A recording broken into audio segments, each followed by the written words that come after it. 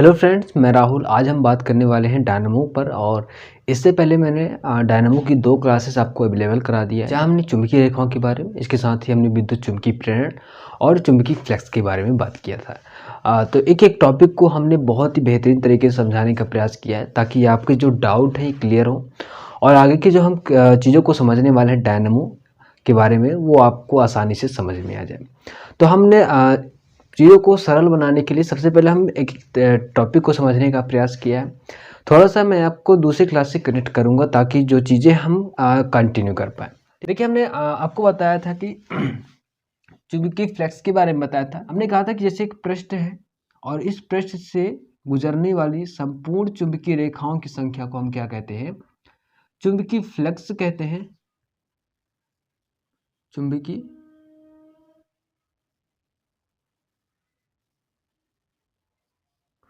Flux कहते हैं। ठीक है, कि फैराडे के प्रयोग बताए थे। हमने कहा था कि एक चुंबक को जब हम कुंडली की तरफ लेके जाते हैं, तो क्या जब चुंबक का जैसे यन ध्रुव है, अब इसको हम कुंडली की तरफ लेके जाएं, चुंबकीय रेखाओं की संख्या, अधिक चुंबकीय रेखाएं गुजरती हैं, अधिक चुंबकीय रेखाएं क्या होती हैं, इससे गुजरेंगी, जैसे कि इसमें हो रहा है। ठीक है, जैसे कि अभी चुंबकीय फ्लक्स में आपने देखा कि चुंबक से गुजरने वाली संपूर्ण रेखाओं की संख्या को हम चुंबकीय फ्लक्स कहते हैं। यानी कि चुंबक को जब हम कुंडली के अंदर लेके जाएंगे, तो चुंबक से जो रेखाएं उत्पन्न होंगी वो कुंडली से होकर गुजरेंगी, और उन गुजरने वाली संपूर्ण रेखाओं की संख्या को हम क्या कहेंगे? चुंबकीय फ्लक्स कहेंगे। ठीक है, तो जब हम चुंबक को कुंडली के अंदर लेके जाएंगे, तो अधिक मात्रा में जो रेखाएं हैं इस कुंडली से होकर गुजरेगी। ठीक है, दूसरा पॉइंट है, जब चुंबक को हम कुंडली से बाहर की तरफ खींचेंगे, तो कम चुंबकीय रेखाएं क्या होंगी? पृष्ठ से गुजरेगी। ऑलराइट, पृष्ठ से या कुंडली से लिख सकते हैं ऐसा, कुंडली से गुजरेगी, से होकर गुजरेंगी। दूसरा पॉइंट यह होगा, अब हम चुंबक को बाहर की तरफ खींचेंगे, तो चुंबकीय रेखाएं जो हैं, यानी कि कम चुंबकीय रेखाएं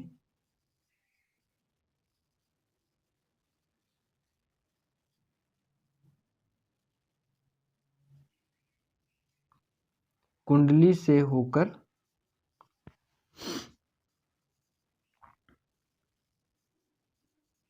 गुजरेंगी। मेरी बात को समझ रहे हैं? ठीक है, तो दो चीजें होंगी, जब चुंबक को कुंडली की तरफ लेके जाए, एक चुंबक की कुंडली से बाहर के लेके जाए। तो आप देखेंगे, जब चुंबक को हम कुंडली की तरफ लेके जाते हैं, तो अधिक रेखाएं पृष्ठ से गुजर रही हैं, और जब हम चुंबक को बाहर की तरफ खींच रहे हैं, तो कम चुंबकीय रेखाएं गुजर रही हैं। तो अधिक रेखाएं गुजरे या कम रेखाएं गुजरे, जब इस प्रकार के कंडीशन बनते हैं, जो कुंडली पर प्रेरित विद्युत वाहक बल उत्पन्न हो जाता है। क्या उत्पन्न हो जाता है डियर? कुंडली पर प्रेरित विद्युत वाहक बल उत्पन्न हो जाता है। यानी कि इस कुंडली पर क्या उत्पन्न हो जाएगा? प्रेरित विद्युत वाहक बल। और इस प्रेरित विद्युत वाहक उत्पन्न होने से जो धारा मापी है वो क्या हो जाता है? विक्षेपित हो जाता है। जैसे कि अभी 0 पर था, ठीक है, समझ, जैसे 0 पर था, अब जैसे हम चुंबक को अंदर लेके जाए फिर बाहर करें, तो ये जो धारा मापी है ये क्या हो जाएगा? विक्षेपित हो जाएगा। इसका कारण क्या है कि कुंडली पर क्या उत्पन्न हो जाता है? प्रेरित विद्युत वाहक उत्पन्न हो जाता है। और क्यों उत्पन्न हो जाता है?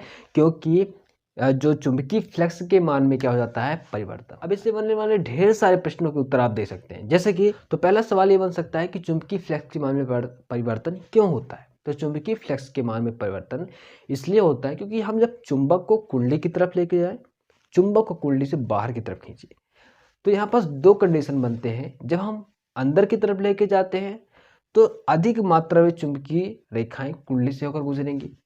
चुंबक को जब हम बाहर खींचे, तो कम मात्रा में चुंबकीय रेखाएं कुंडली से होकर गुजरेगी।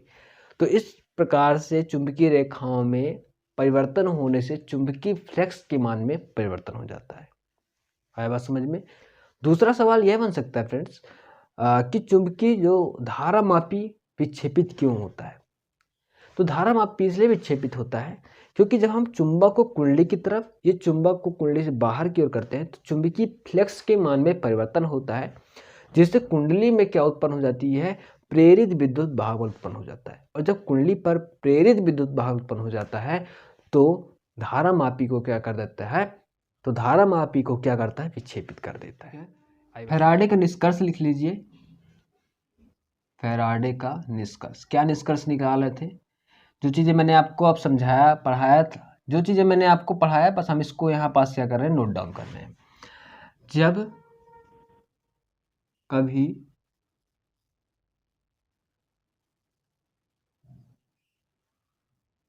कुंडली से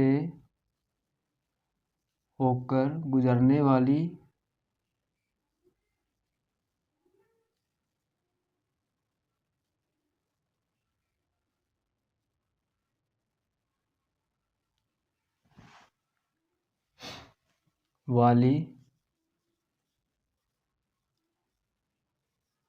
संपूर्ण चुंबकीय रेखाएं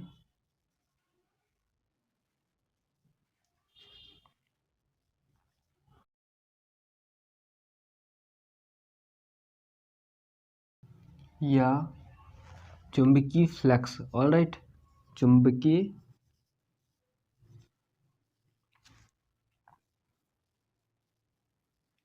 फ्लक्स के मान में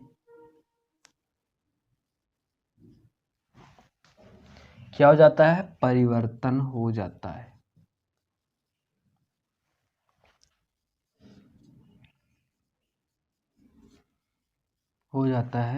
जिससे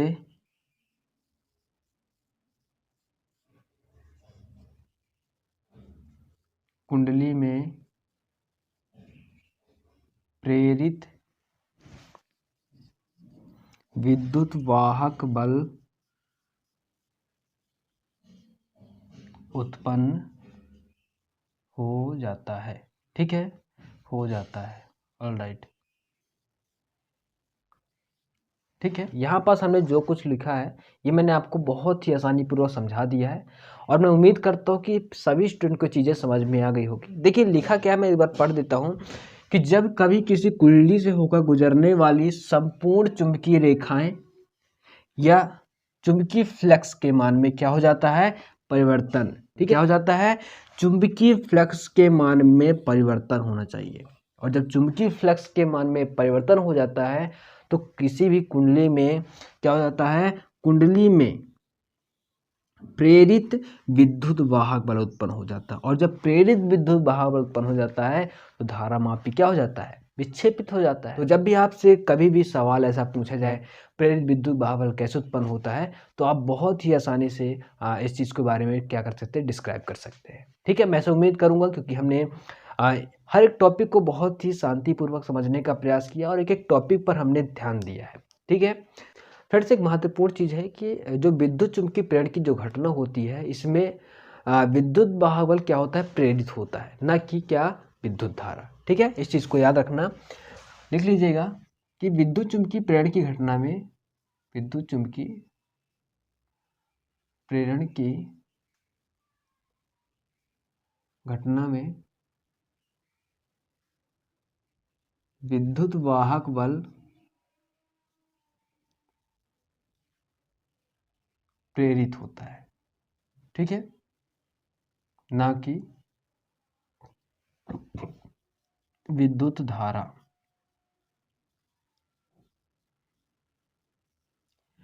ठीक है, तो फ्रेंड्स इस बात को लिख लीजिए, इस बात को नोट डाउन याद रखना कि यदि विद्युत चुम्बकीय प्रेरण की घटना के बारे में हम विस्तार कर रहे हैं तो आप याद रखें कि वहाँ क्या उत्पन्न हो जाता, विद्युत वाहक बल क्या होता है, प्रेरित हो सकता है, ना कि विद्युत धारा। विद्युत धारा तब उत्पन्न होता है जब कुंडली का जो परिपथ होता है वो बंद हो। ठीक है, ना कि खुले परिपथ में।